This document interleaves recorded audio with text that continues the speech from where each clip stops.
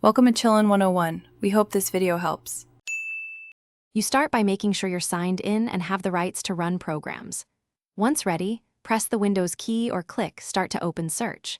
Type CMD in the search field so the system filters to command prompt. Make sure you don't click Power or Settings by mistake.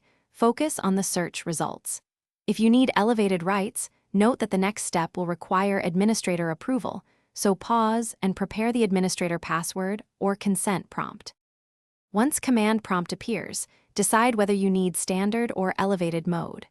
Right-click the app to expose the context menu, choose Run as administrator if you must change system files or install software. If you only need to run basic commands, press Enter or click the regular result to open a normal prompt. When using Elevation, Windows will prompt for consent, provide credentials, or click Yes. Make sure to note the window title showing Administrator when you need full privileges. Now execute the commands you planned, running examples like dir, cd, or ipconfig to inspect files and network settings.